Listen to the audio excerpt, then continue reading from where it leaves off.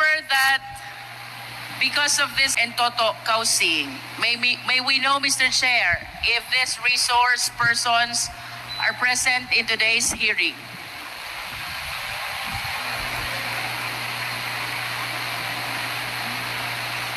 Message.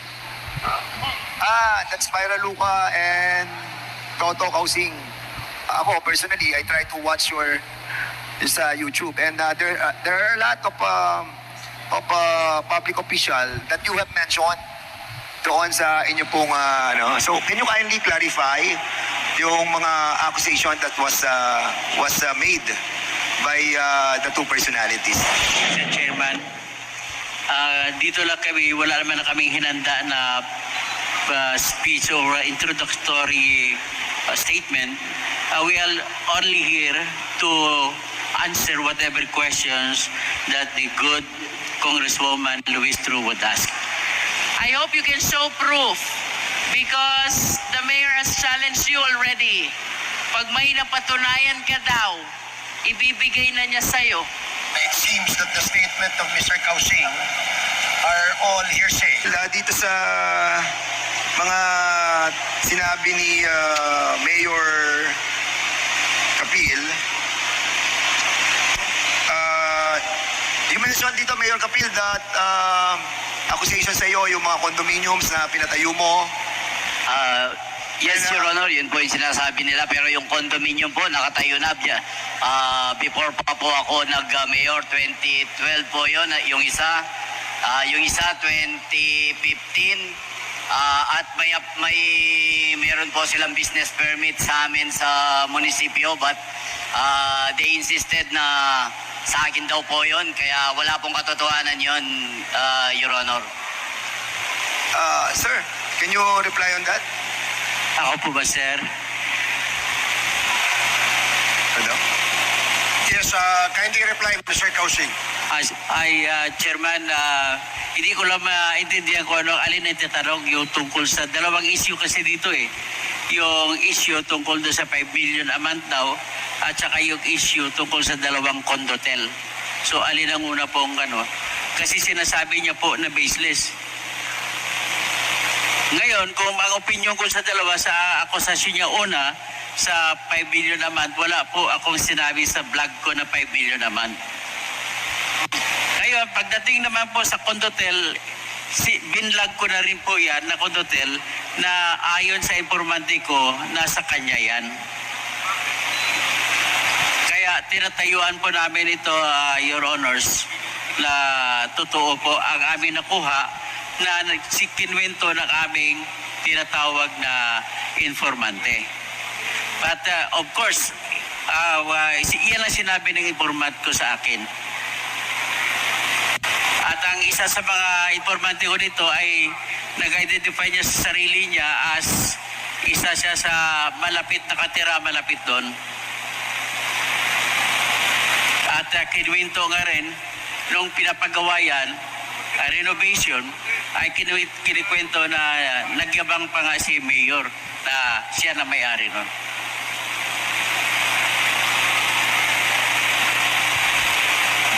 Patungkol naman I just do not know how it happened na nagsalita siya na may 5 million a month na sinabi. Ang sinabi ko, nakakakuha siya ng pera. At ang basihan ko po, Mr. Chairman, ay yung statement nila na binigay sa Senate na 10,000 lamang po kada taon ang kinukuha nila na property tax o real property tax o di ka amilyar mula sa mga property ng POGO. So at sa business tax o mayor's permit, sinabi nila, sila mismo sabi na 4,000 lamang kada taon. So doon ko po binase ang aking logical conclusion at kinwenta ko ang maaring magiging property tax ng 46 o 43 buildings at binase ko rin po sa inamin ng engineer nila na nag-submit ang nagpatayo o whirlwind o di kaya Royal Lucky South 99 ng bills of materials na umaabot sa 1,070,000,000. At kung ganun ang materials cost, ibig sabihin po, bilang civil engineer din ako, na sa ngayon, ang estimated labor cost din po ay almost the same sa materials cost. So kung kwentahin mo, ibig sabihin po, ang most reasonable fair market value ng lahat ng building ay 2 billion. Ngayon, pagkakwenta, paano mo kwentahin ngayon ang real property tax? So kukunin mo na ang fair market value, which is 2 billion, then multiply it with assessment level na binigay ng batas, which is 50% para sa mga commercial.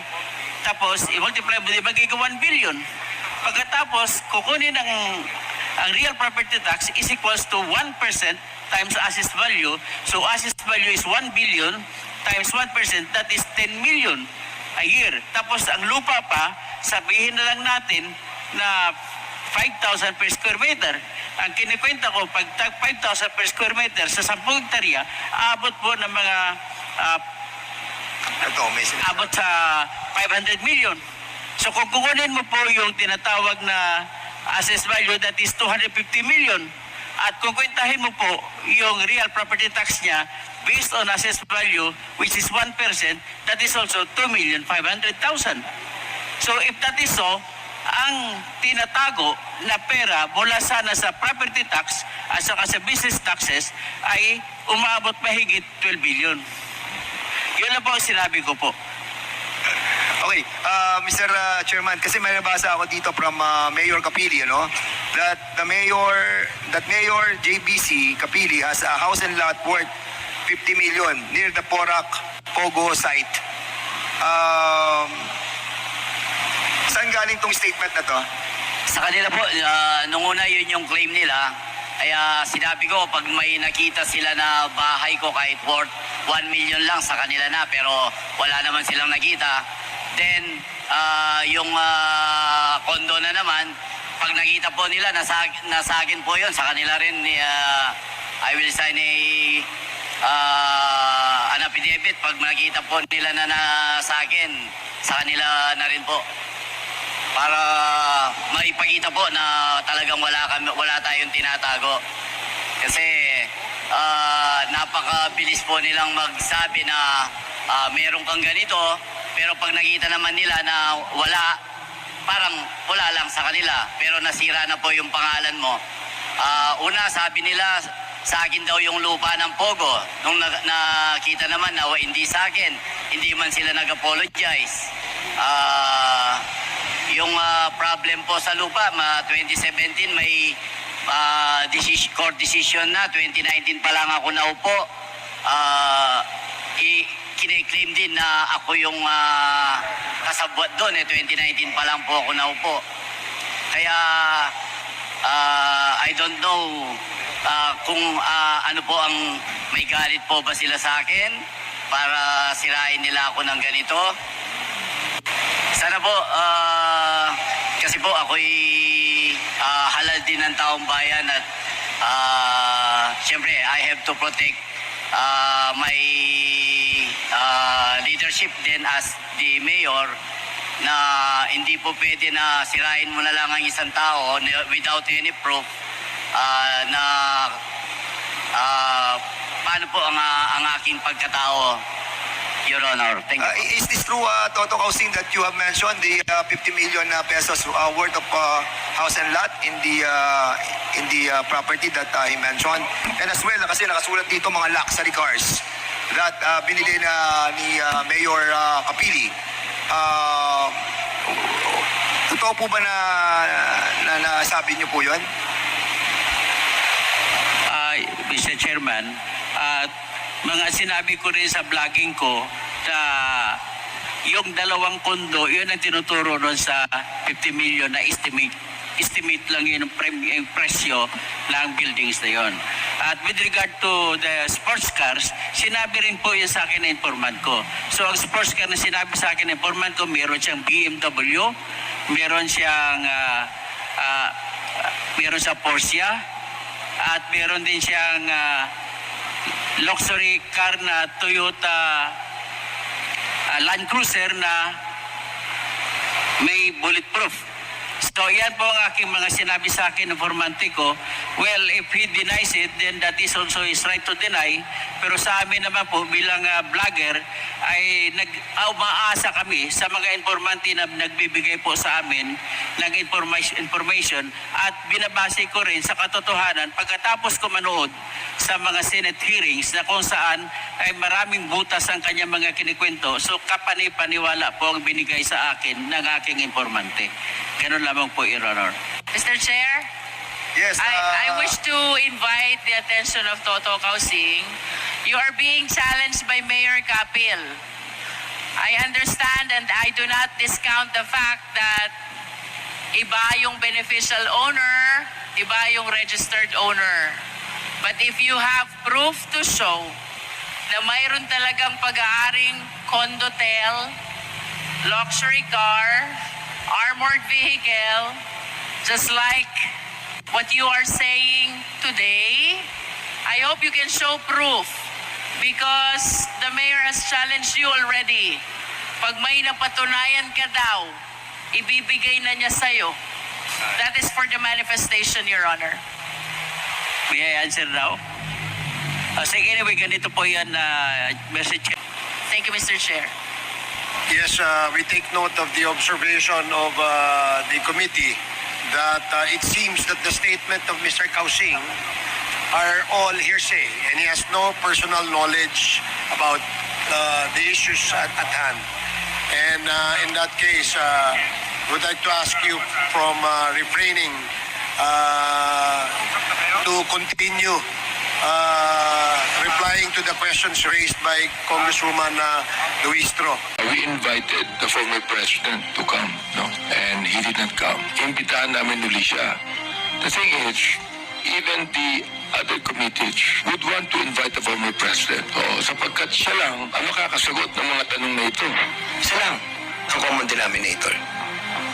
Sa buying of properties, mga corporations owned by Chinese. Yung mga drugs entered in our country, all Chinese. Yung pogos, that we encountered a lot of criminal elements perpetrated by Chinese. Diba? These are all connected. Yung mga tao doon, konektado sa kanya. So, can I say this? I think nobody, unless until we can catch up with Michael Yang or President Duterte himself. For example, Alice Go, 17 years. 17 years old nung na-register yung birth niya eh. So, it was registered in a local civil registry. Hindi natin malam kung yung local civil registry, sinunod niya yung patakaran nila. Isang malaking criminal organization ang aming teorya na nag-ooperate sa ating bansa. And because of that, no, we will have to come up with a legislation to ensure that this will not happen anymore. Kung meron tayong batas. Pangalawa, yung strict implementation nitong batas na gagawin natin. At pangatlo, syempre, bringing them to justice. No? Yun ang napaka-importante dyan. I-invite niyo rin po ba si Senator Bato? Yes, we are going to invite him. Definitely, we will. By the way, we're not inviting him because he's a senator, no? We're inviting him because he used to be the Director General in which libo-libo ang napatay. Kaya I just would like to say this, no, ha? Sinasabi niya kasi na wala kaming karapatang mag-imbestiga. Meron kaming karapatang mag-imbestiga. He should have read even the rules of the Senate on that. You see, we're investigating him. We would like to invite him, not because he is a sitting senator, but because he was, during the time of the war on drugs, the Director General of the Philippine National Police. And under his stewardship, libo-libo ang napatay. Yes, we will invite the former president to enlighten us dun sa issue on the war on drugs, no? And maybe he can shed some information that will be of help, no, in the writing of the committee report, especially dun sa remedial legislation na plano naming maging produkto nito, no. And his expertise, his wisdom will be appreciated by the Quadcom. Kaya kailangan naming marinig sa kanya mismo. Gusto ko na maprosecute ang mga taong ito. Hindi lamang po legislation, kundi kapag nakita natin dito sa investigasyon na ito, na mayroong mga nagkasala dito, merong gumawa ng krimen dito, dapat yan i-prosecute. Whether it be DOJ, Ombudsman, is up to them. To prosecute these people sapagkat kinakailangan na to address this problem. Sapagkat naniniwala po kami dito na hindi lamang ito criminal organization. This is actually a syndicate. Whether you call it political or economic, whatever it might be, this is a syndicate operating in our country. There might be a quota system in the Philippine National Police, number one. Although dinidinate ng iba, no? Pero ibang mga pulis na sabi nila to. Pangalawa, there's a reward system. So, ibig sabihin, sa reward system na yan, kapag nakapatay ka ng drug pusher, may reward ka. Nalaman namin na this is a testimony of one of the policemen that we have, officers. From 20,000 to 60,000 yung pinabayad dyan. You see, yan testimony. We'd like to find out why. We'd like to find out saan nanggagaling ang pera. Sapagkat nalaman namin, nanggagaling yan sa Pogo money. Nanggagaling sa gambling money yan. Yung mga torture na ginagawa sa mga empleyado ng Pogo, malaking bahagi yun ng human rights kasi forced labor dun sa report ng PAOK, sinasabi nila na pinipilit nila yung mga empleyado to work more than 18 hours. Imagine, para lang maka-achieve sila ng quota kasi may quota silang hinahabol. So, yan, isa yan bahagi ng human rights na dapat nating tingnan. No? Bukod dun sa murder that are committed against Pogo employees, yung torture, yung human trafficking dyan, kidnapping, lahat nandiyan dyan. May mga accusations against the former president. Di po ba? And it is but right and proper that we also give him the opportunity to defend himself. So that is precisely the reason why and the basis why the committee would invite him if he would accede to our invitation so that he can answer the accusations leveled against him. And I think that is part of due process. Maraming pong salamat. The investigation namin ito is actually a national security concern.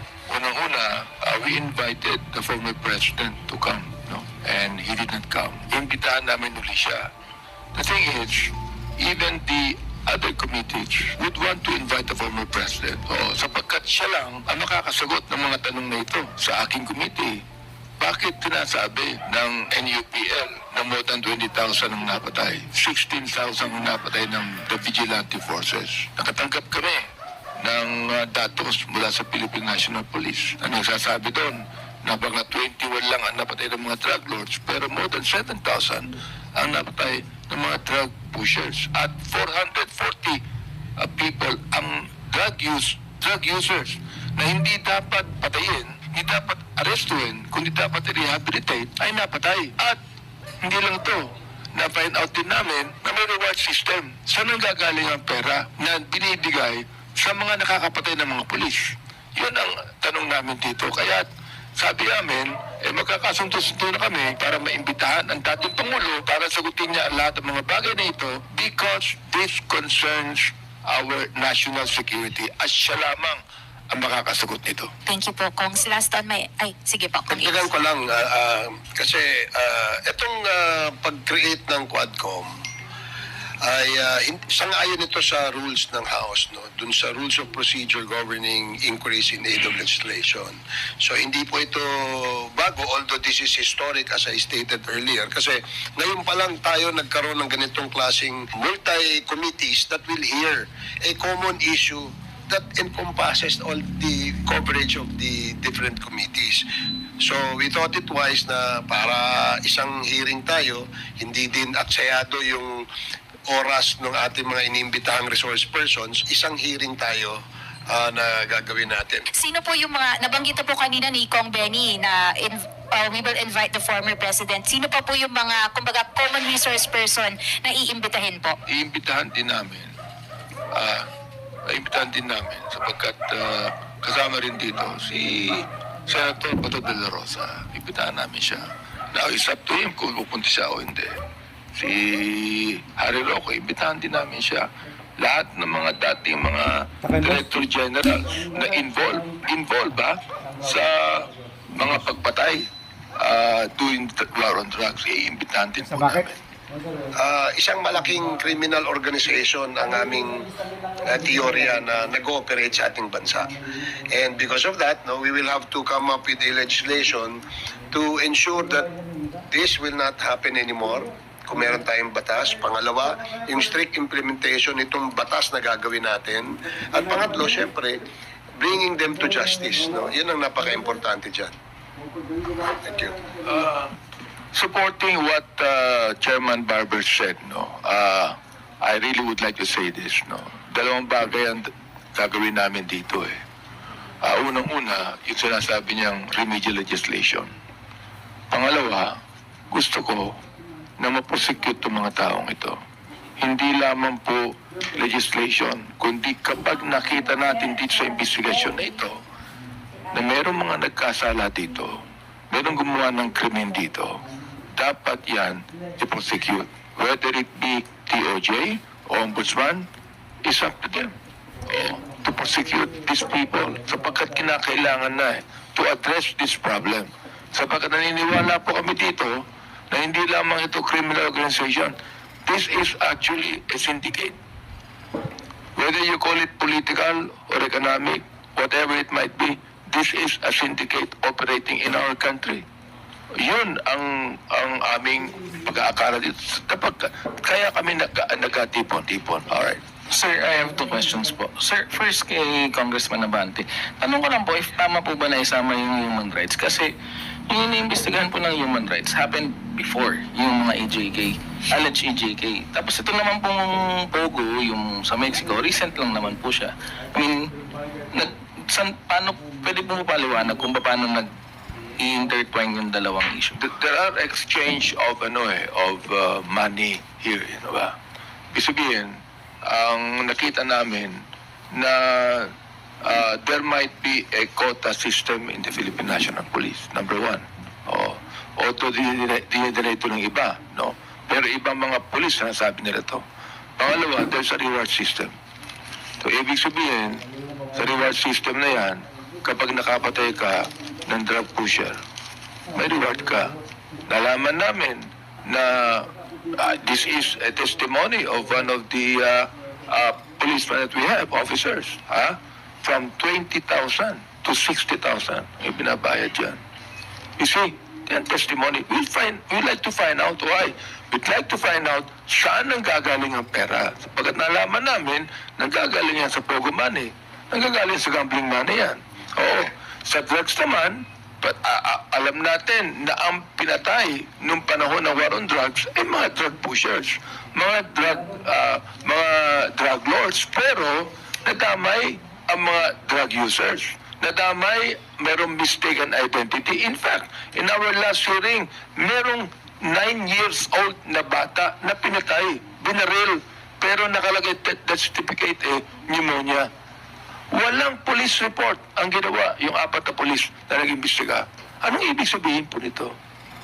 Anong ibig sabihin niyan? Wala kaming makita, wala kaming malaman kung ano nangyari dito. Kawawa yung ama na nagsabi, yung aking anak pinatay, andun ang bala. Nung pinatay siya, yung bala hindi na natanggal, andun pa rin. Pero yung death certificate, ano nakalagay? Pneumonia. Sir, just to follow up, I get na meron siyang correlation sa dangerous drugs. Pero sa Pogo and sa Mexico, Pampanga, paano pong connection niya, sir? Yung exchange ng pera, yung pera, yung galing sa Pogo, galing sa gambling, na binabayad doon sa mga kapulisan natin. Bukod doon, no, yung nakita natin na pinalabas sa Committee on Public Order, yung mga torture na ginagawa sa mga empleyado ng Pogo. Malaking bahagi yun ng human rights kasi forced labor dun sa report ng PAOK, sinasabi nila na pinipilit nila yung mga empleyado to work more than 18 hours. Imagine, para lang maka-achieve sila ng quota kasi may quota silang hinahabol. So, yan, isa yan bahagi ng human rights na dapat nating tingnan. No? Bukod dun sa murder that are committed against POGO employees, yung torture, yung human trafficking dyan, kidnapping, lahat nandiyan dyan. By the way, Chairman Barbers, nalaman din namin na meron din tayong police officers that are victims of human rights. Mga police officers na ginamit.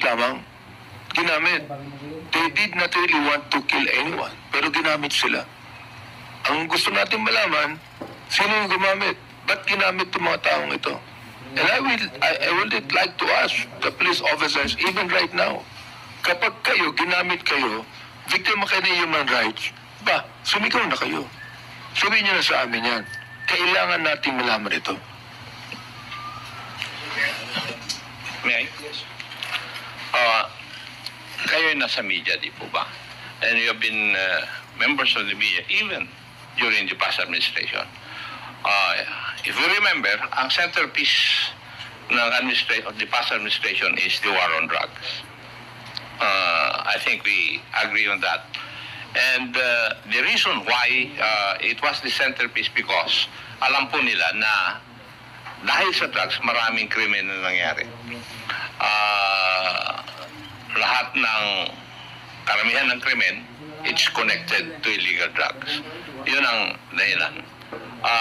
After the administration, yung past administration namin, marami pa rin remnants na gumagawa ng mali eh. For example, doon po sa nangyari sa San Juan, Batangas, yung tao, wala namang bypass na nangyari eh. Basta dinaril na lang yung tao. That's extrajudicial killing. Doon sa akin sa Antipolo, nag-kidnap sila ng tao dahil itinuro lang ng isang asset nila. Yung bata, college student sa Fatima, nasira tuloy yung buhay niya dahil nakakulong. So, I think, kung titingnan po natin, lahat po nung aspeto ng mga committee na ito ay nag-originate doon po sa isa, yung sa illegal drugs. So yun po ang dahilan kung bakit kami nag-isip na dapat a committee or a quad committee, ito na lang ang mag-hear nito para makorelate lahat. Ang hirap pong magtagpi kung hiwa-hiwalay po kami. Maraming pong salamat. Kung sabi nyo kanina, invite nyo si former President Duterte, how about, say, Senator Bato de la Rosa po? Can you repeat the question, please? I-invite nyo rin po ba si Senator Bato? Yes, we are going to invite him. Definitely, we will.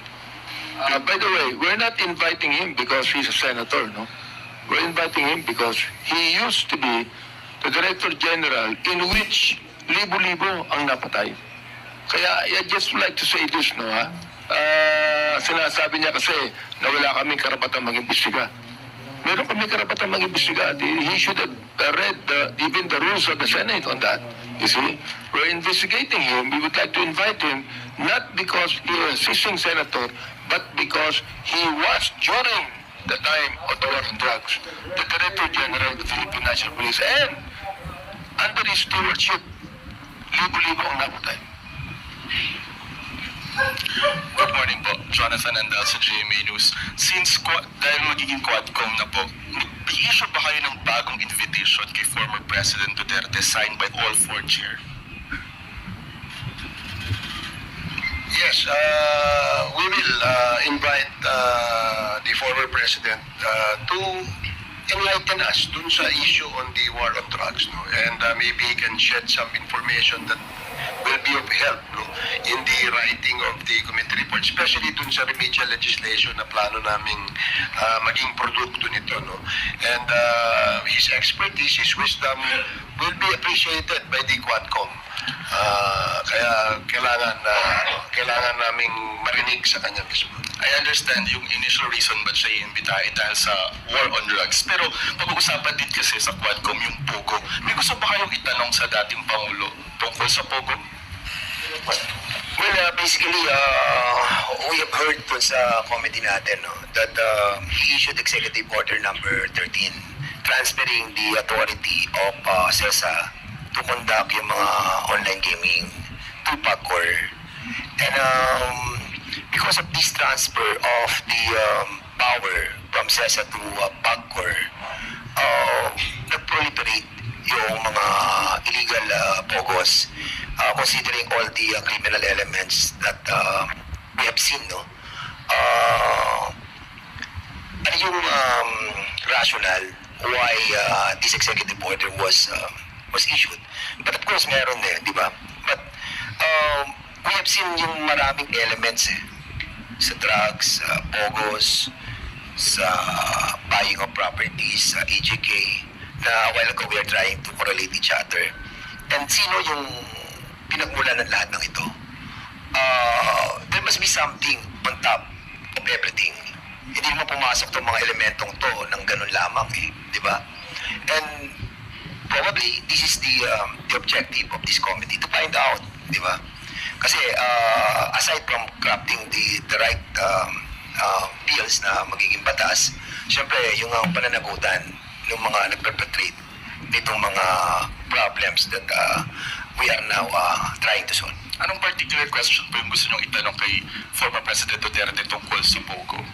Congressman Dan. Well, actually, siyempre, mahirap sagutin yung ngayon na sasabihin namin kung ano katanungan. We will just go with the flow. We'll be inviting him to shed light on all the issues pertaining to sa issues ng public order and safety, na compromise ba yung ating national security, and yung narrative that we are gearing toward a certain and one specific country, and instead of trying to be impartial about everything in order to maximize yung benefits that we can get to those countries, those are the issues that we have to tackle. And there are common denominator that existed in all this problem that we have encountered. Isa lang ang common denominator. Sa buying of properties, mga corporations owned by Chinese. Yung mga drugs entered in our country, all Chinese.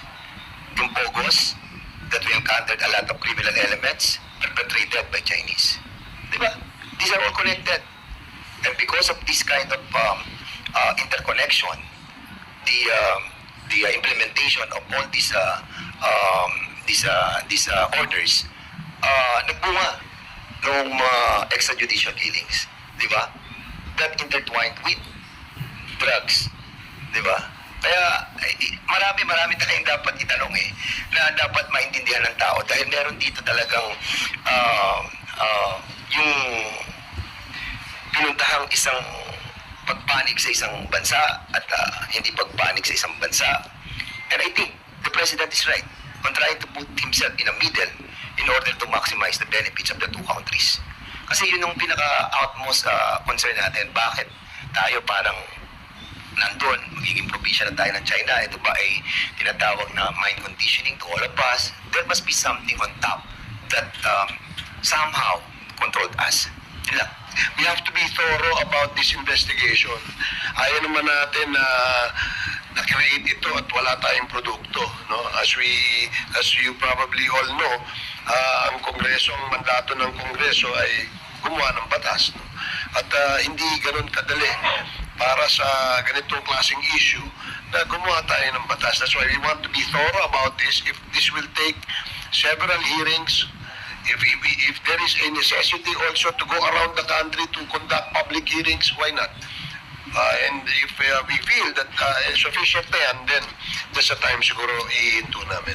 Sa sandaling na-convene na yung Quadcom, we will know what will happen doon sa mga personalities involved doon sa apat na committee na na-issuehan ng show cause order at saka warrant of arrest na until now they refuse to show up. Okay, thank you. No. Anyway, the contempt order that was issued to different personalities, and that includes Michael Yang, that will be only lifted, of course, if the resolution and the committee report was adopted in the plenary. So automatic lifted yan. But of course, if the presence of all those contempt, cited in contempt by each committee, if their presence is needed and necessary in this Quadcom committee, papatawag ulit namin.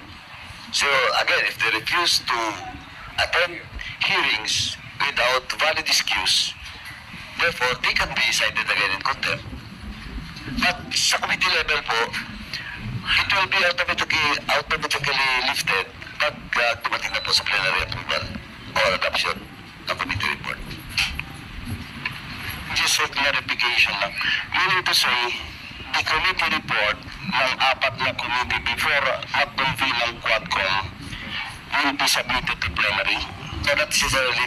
Sabi ko sa kanila, as I've said, there are other issues or resolution that concerns parochial. Okay. So, tuloy-tuloy lang po yun until such time that a committee report will be approved at the committee level and adopted in the plenary. While ongoing hearing this is Quadcom, if that committee report or data or facts, testimonies is needed to be used in this Quadcom, it can be used. For example, lang ganito, yung sa case ni Michael,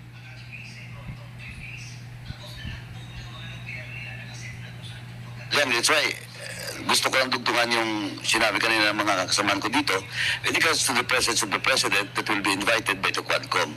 Now, for example,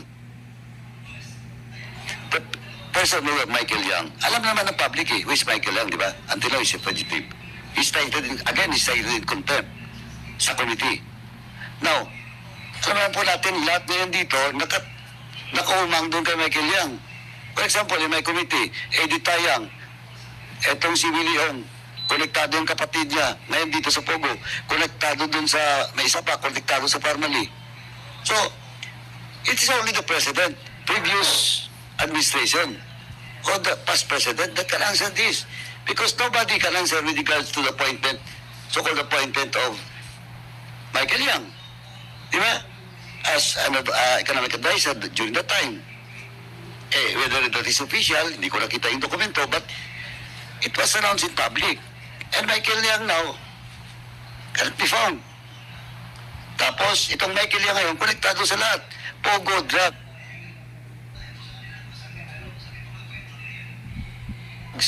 Sa akin, sa committee ko, yung mga Chinese national na pretending to be Filipinos, yung mga tao doon, konektado sa kanya. So, who can answer this? I think nobody. Unless until we can catch up with Michael Yang or President Duterte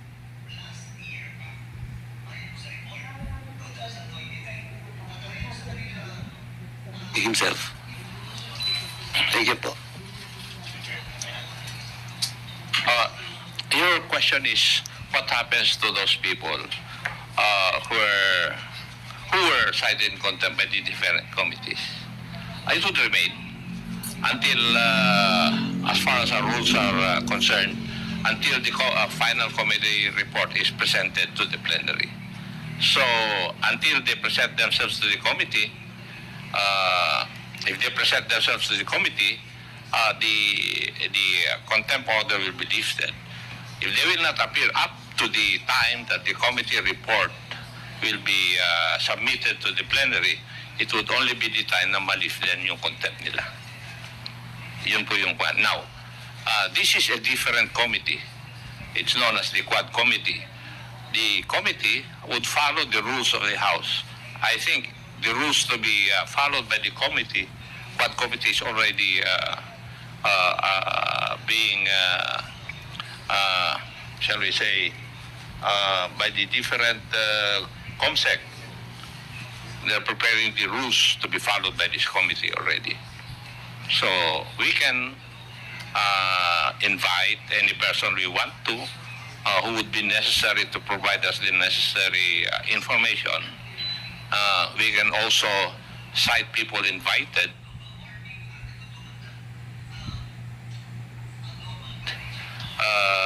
for contempt if they do not appear. Para bang ganun pa rin dun sa different committees dito. rules of the committee will apply to this Quadcom in terms of how you will invite funds and whether you can cite them in contempt if they don't appear. I'm wondering how that would extend to when you invite President Duterte, because if I remember correctly, nung in-invite po siya ni Com Abante for the Committee on Human Rights, he extended what do you call this, presidential courtesy in that hindi naman po magli-lead to a show cause order or anything. If the Quadcom invites President Duterte, will that privilege be also extended to him, or is it the kind where if he doesn't show up, as I'm sure he will likely be doing, pwede po ba ito mag-lead to a citation of contempt? Ako, I think we have to exhaust every possibilities, if the president, again, hindi umattend sa papatawag nating hearings, maraming option that we can possibly do, no? Trying to issue a show cause order, most likely we will be refraining muna sa ganong aksyon. But for the meantime, the chairman and the members are talking about different kind of options. So, wag muna natin sigurong pag-usapan yun. Let it really flow in the natural way. Para na sa ganun, wag natin ma-preempt yung sitwasyon. Thank you. Joy Cantos from Filipino Star ngayon. Sir, nasang level po yung grand conspiracy between dito sa mga POGO operators at sa mga airing government officials natin na involved po? Kasi yung POGOs po na-establish doon yung involved din sa organized crime syndicates. Meron pa nga pong mga human trafficking, may drugs, may love scam pa. Pinasok na rin lahat ng scam po eh. Sige po. Po, kasi po yung some government officials po natin involved din, pwedeng meron din sa present kasi nakapag-produce sila ng mga birth certificate, ng mga fake passport. Hindi naman po mangyayari kung walang connivance. Ito po kasi, again, as I've said, it started it all with my committee, no? Doon po sa mga late registration, PSA, doon. Pag nakakuha na po ng, of course, sa PSA level, pag nakakuha na, pag nakalusot, pwede na mag-LTO, driver's license, pwede na mag-passports, no? etc. Gun license, pwede rin, well, fucking, but then may mga baril. But anyway, so, question, it's either directly involved yung mga personal sa agency or because of the weak guidelines, no, and the practices doon mismo sa mga agencies. Pero of course, in the case of, this is Parokya, in the case of Mexico, Pampanga, malinaw po na yung mayor doon is involved. Is in courts with Eddie Tayang. So, kung titingnan mo, kung nangyayari ito sa municipal level, at yan ito, yung POGO at saka yung drugs. Siyempre, yung buong connection nito from the lower level up to the higher level, ang question na ngayon is, dapat malinaw kung ano talagang, kung sino ang nanagot dito sa national level. Kasi, as mentioned by Chairman Dan kanina, kaya kumalat yung POGO dahil doon sa EO 13 eh. But of course, this is not a conclusive, no, by the members of this Quadcom. Ang sa akin lang po is, of course, may managot dyan. No, kaya nga, gusto kong ibalik, it's the former president that issues that EO, kung POGO ang pag-uusapan, he has to answer that. Diba? So, ano yan, napaka-complicated na net ng mga sindikato in which ngayon karamihan is involved yung mga foreign nationals na mga Chinese. Mr. Chair, may I? Thank you. Doon po kasi sa nangyayari sa atin, some people are taking advantage of the loopholes of our laws. Some people have also taken advantage dun sa masamang kultura natin kuminsan, especially in the implementation of our laws. Kasi we take a specific example kung bakit nagkakaroon ng passport yung alien, for example, Chinese. Kasi inallow natin na magkaroon ng late registration For example, Alice Go, 17 years. 17 years old nung na-register yung birth niya eh. So, it was registered in a local civil registry. Hindi natin malam kung yung local civil registry, sinunod niya yung patakaran nila para magkaroon ng tamang late na pagka-register ng kanyang birth. Now, tinanong din namin kasi i-report ng local civil registry sa PSA where we get all our birth certificates to support yung ating pag-apply dun sa passport. Yung tinignan din namin yung protocol ng PSA, ang sagot na sa amin nun, ministerial lang yung kanilang gawain eh. So there's something missing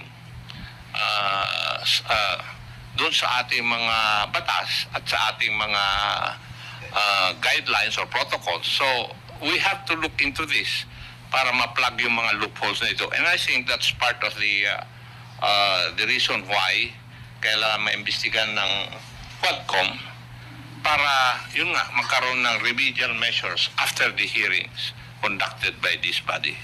Thank you, Mr. Chair. Ako, sagutin ko lang yung katanungan mo na gaano kalawak, ano? So, sa investigasyon natin sa PNP, naniniwala tayo na maraming involved, ano? Doon lang sa successful operation, tapos na-relieve yung mga officers and men. Tapos, they were scattered all over the country. Instead, nandito sila, pagpapatuloy yung laban doon sa mga illegal gamblings, illegal pogos, inalis sila dito sa kanilang area of jurisdiction na naging successful. We have found out na yung issue ng ng ating mga opisyal ay umaakyat hanggang itaas. Having said that, no, meron din sa issue ng mga LGUs, sa mga mayors.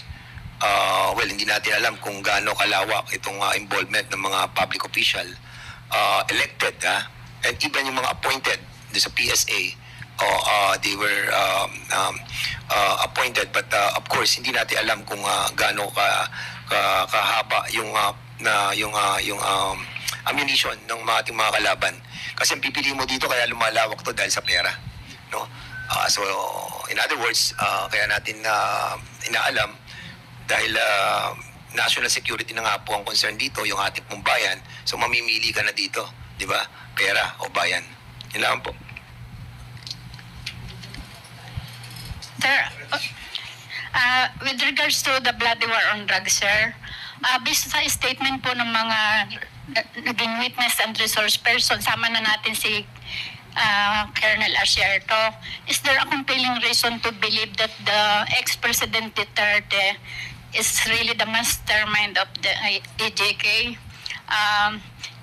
Is there really an order to kill outside the very ambit of the judicial system, or is just merely a contributive factor? Kasi may mga statement siya before, although wala namang sir, may sinasabi siya sa mga pulis, nasa grandstand pa nga ako noon, kill 1,000 and I'll protect you. Well, we will cross the bridge when we get there. No?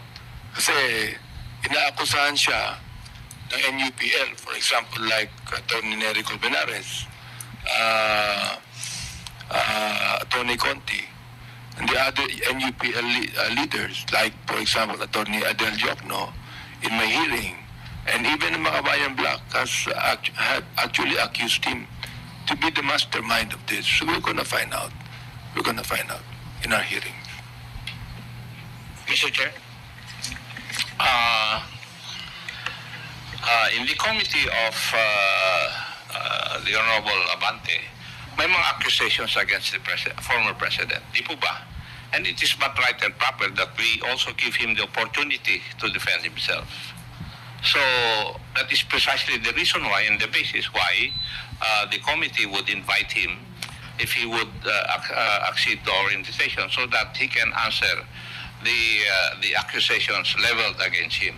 And I think that is part of due process. Maraming pong salamat.